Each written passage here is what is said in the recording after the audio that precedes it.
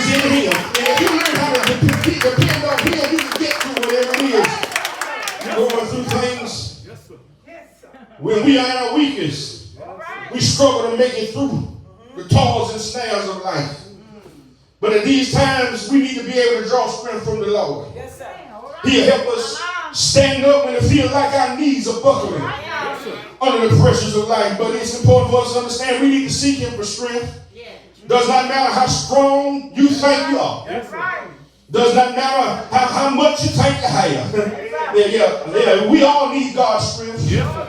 We already mentioned David, but one time I think we'll use him again, but there was a time, and I preached this a couple weeks ago, there was a time when David returned to the place called Ziklag. Y'all remember we talked about that a few weeks ago? And when we got back, he discovered that the enemy had burned the city down and took his family captive. Yeah. The Bible said that the people who were with David blamed him for what had happened, and they wanted to stone David to death. But if you kept on reading the text, we talked about it. The Bible said David strengthened himself in the Lord. Remember, we talked about sometimes you're going to have to encourage yourself. Sometimes you're going to have to strengthen yourself. You can't wait to get me on the phone. You can't wait to get your family member on the phone. You can't wait to see if the loan going to come through. You can't wait to see if it's going to get better. Sometimes you're going to have to strengthen your own self in the Lord. You can't get nowhere else. You can get down on your knees and you can talk to God about it and you can find strength in whatever you're going through. Lord have mercy. Sometimes you got to strengthen yourself in the Lord. Yourself. A lot of times we looking around for help everywhere because we don't feel like we have what we need to get us through whatever we're going through. But how many know sometimes if you can't get nowhere else, you can get down on your knees and you can get in that closet with Jesus and you can have a little talk with him, because the Bible says if you talk to him in your secret place, he'll mess around and bless you in somebody else's place. He'll bless you wide open if you go in the closet and talk to him. You hear me? Everybody ain't gonna be able to get to you when you need help. And some of the ones who told you they were gonna be there, you can't count on them jokers. They just said that because it sounded good. They told you to call them because it sounded good. They told you you can call them because they thought it was the right thing to do. They ain't got no intention of answering your call when you call them. But I couldn't tell you there's somebody who you can always call. He's always ready to answer you. He's always ready to help you.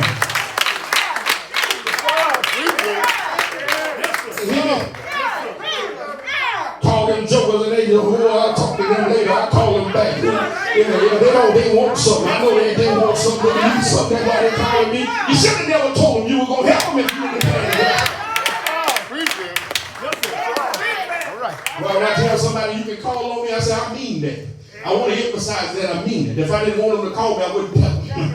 Yeah, you know, sometimes we pick and choose who we tell that to, but based upon whether we think they're going to actually call them out. Yeah, we think they're going to actually call them something back. We ain't going to tell them that. But we say, oh, they're going to be all right. Yeah, call me if you need anything, not believing that they're going to call. But I come to tell you, there's somebody you can always call. He always strengthens you. I know when you get weak, sometimes you don't understand who it is that you're calling. I know you get weak sometimes, but I'm going to tell you what Isaiah told me to tell you. Isaiah told me to tell you, he said, have you not known? Have you not heard? The everlasting God, the Lord, the creator of the ends of the earth, neither faints nor is weary. His understanding is unsearchable. His power to the weak and to those who have no might, he will increase their strength. Even youth shall faint and be weary, and the young men shall utterly fall. But those who wait on the Lord shall renew their strength. They shall mount up with wings as eagles. They shall run and not get weary. They shall walk and not faint. God told me to tell you, he'll give you what you need. He'll be your strength. Strength like no other. Y'all gonna pray for me? Strength like no other. Y'all need to understand where your strength comes from. Where your strength comes from, don't come from your bank account. Your strength doesn't come from the degrees you got on the wall.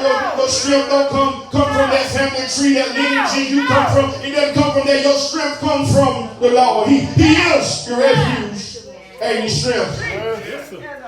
Last thing we see here in the text, the last thing we must understand that God is very present help in trouble. May not seem like a big deal to you. Just saying it like that, it may not seem like it's all that. May seem like just one of them things you hear folks say, God is our very present help. You hear folks say it all the time, but they kind of say it tongue in cheek. They kind of say it like it's just an ordinary thing. But if you really understood what that means, yeah, when you say it, you would say it with more power. You would say it with more conviction. You would say it with more boldness if you really understood what it means. And just in case there's somebody who does not understand what it truly means, God gonna let me break it down for you. Y'all are praying for me? Listen here. Well, you know what help means, don't you? Help means to assist somebody. And I'm sure you know that present means to be in attendance. You all are present here today. Everybody that New Beaver, you're present. That means you're here. You're right here. You're in attendance, to be nearby. You all are present. You all are close to me. I'm here and you're here and we all close together. But what makes this verse so showing up good is the word very. That little word very, what makes that verse what it really is. See, very is in the comparative degree and could be substituted with the word more. I'm going to learn y'all something like my granddad would say. Yeah, I'm going to learn you something today. It's in the comparative degree and could be substituted with the word more. So if you replace the word very with more, what you end up is he is a more present help in trouble. Well, since it is comparative, it has to be comparing to something else that's in the verse. I'm going to teach it to you in a minute. What else in the verse could it be compared to? Because since it's comparative, the only thing it can be compared to is the trouble in the text. Read it. Listen. That means that God is comparing his help with your trouble. He's comparing his help with your trouble. In other words, he's saying he's saying that he's a more present help than your trouble. In other words, he's saying that I'm closer than you than your trouble is. I'm closer than you than that situation is. I'm closer than you than what you're going through. I'm a very present help. Somebody still ain't got it. But I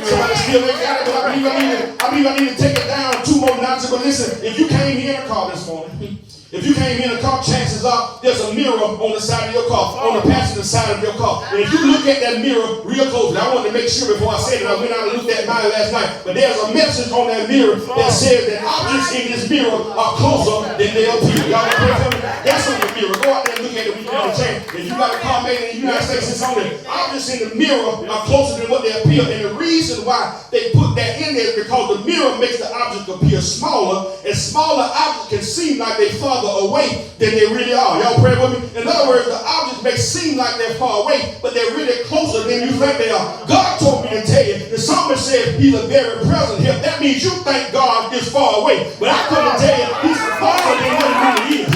He's closer than what it looks like. He's closer than you what you think he is. He's already on the job. He's already on the case. He's already working it out because he's closer than you believe him to be. That makes sense to you? That makes sense to you? He's closer than he appears to be. Somebody needs to know that today, because you think you're on an island by yourself. You think you're, listen, I'm talking deafness today too, because sometimes I feel like I'm out there by myself. Here I am working, Lord, trying to do your will, and I feel like I'm on this thing by myself. But what I need to understand, I may feel like I'm by myself, but God is closer to me than I really realize. And what I understand, I'm going to go this in for free. I'm going to move on, I'm going to go this in for free. When you start being attacked by the devil, when you start getting attacked by the enemy, you know what it means? It means you're closer to getting where God wants you to be. It means you're already getting ready to get the breakthrough at you. That means that the devil knows you're getting close to your miracle. He knows you're getting close to your breakthrough. That's why he's going to attack you over. You ain't by yourself. That just means God is working on your miracle. That's what it means. That means I'm close. I told my wife the other day, I'm close to something. Because every time I turn around, that old joker trying to deter me, trying to stop me, trying to put stuff in my path to deny my glory to the Lord, y'all. But I couldn't tell you, he ain't gonna be able to stop God playing, because what God has for me, it is for me. Here it is. He's close to you. Y'all listen to me. He's close to you. He's closer than you think. He's closer to you. He's your very present help. Means he's there. He's there with you in your time of trouble. Y'all hear me? Here it is. Watch this. When you get a chance, read the whole song. Because the structure of Psalm 46 is beautiful. It's a beautiful structure. Listen to me. See, verses 2 and 3, along with verses 8 and 9, they describe disasters and trials. Now listen to me. But verse 1, the one we read, verses 4 through 7, and verses 10 and 11, they describe God's power and safety in the midst of those difficulties. So here it is. Trouble and God's provision in the trouble go side by side. So in a couple of verses, you see the trouble, but then you see God's provision.